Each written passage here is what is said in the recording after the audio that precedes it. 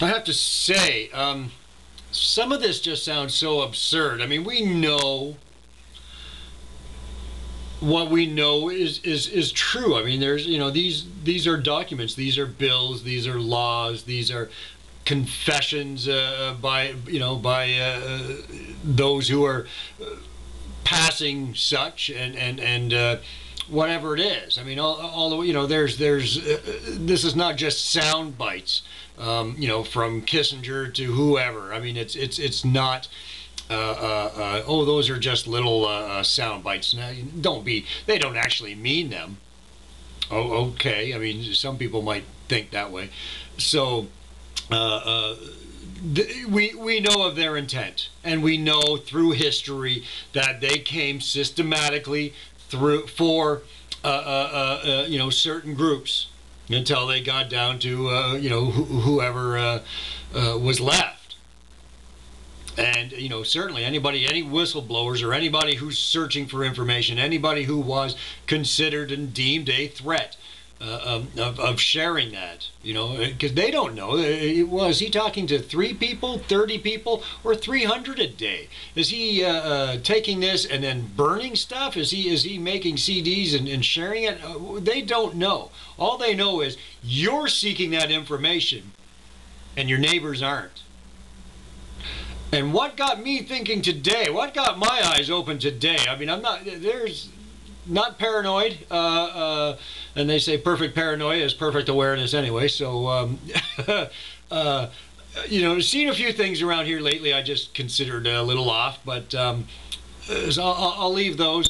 But speaking to the man today about my internet being down, and he offered without my asking, which was quite nice actually, how they section it off in cards, and each card has like 10 to 12 people on a card, and that card fits into a tray, and that tray is roughly 40 people per tray that is run off of that. That's how the system runs, in trays of 40 or something.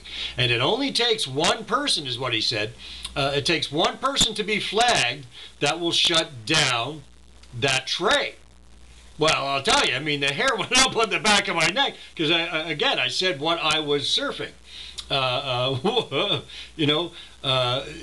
Department of Homeland Security. So it was, you put 2 and 2 together, and I mean, it just seemed kind of coincidental, and there's no such thing as far as I believe. So it did get me thinking, and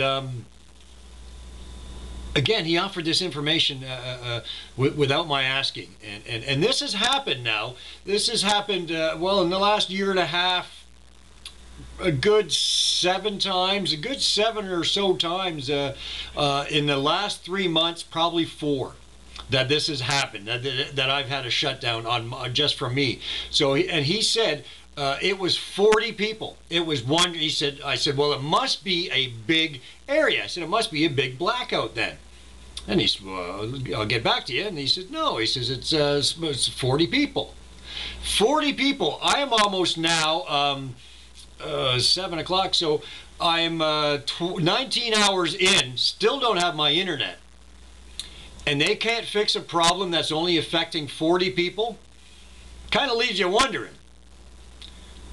So and every time that I do call them, and this has happened again, it's probably the last 4 months or so that they've asked this periodically. When I do call into the Bell Simpatico system, it's all automated, obviously, but they want voice. They want you to record a message, so that they have a voice recognition program they set up for future reference, and it'll save you time, I suppose. I always have to hang up until I can get a person, because that's not going to happen, but I'm sure they're recording your voice anyway. That's kind of peculiar, I have to say. I don't know what they're going to do. Come out to the house and do a mouth swab or something. Like, well, do you want the internet, or do you want the phone? Yes. Well, we have to. We need some DNA. I mean, it's pretty bizarre that they're asking for voice recognition, or so I thought. So again, just little things out there.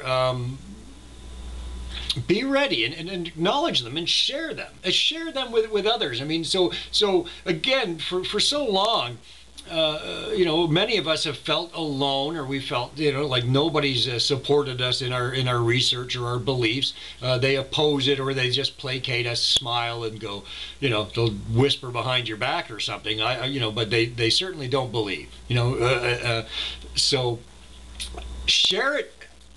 Share it here. Make a little quick video and share it with people. Just say, hey, this has happened. Or again, Photo Helix there. I mean, he did that one. He's looking out the blinds, and you know, he's going paranoid. You know, but that's the case. I mean, you know, you have to be aware. I used to always tell my son, be aware of your surroundings. And I mean, I knew, depending on, you know, the lifestyle that you live, when you walk into an area, you walk into a room or whatever, first thing you're doing is you're looking for an exit. You're looking, you're checking, you're scanning, you're always looking, and a lot of people take that for granted. I mean, I still, you know, I'm looking. I'm looking for that exit. I'm looking for that door. I'm looking to see who's where. That very important. Very important. Be aware of what's going on and share it. Share it. It may sound absurd.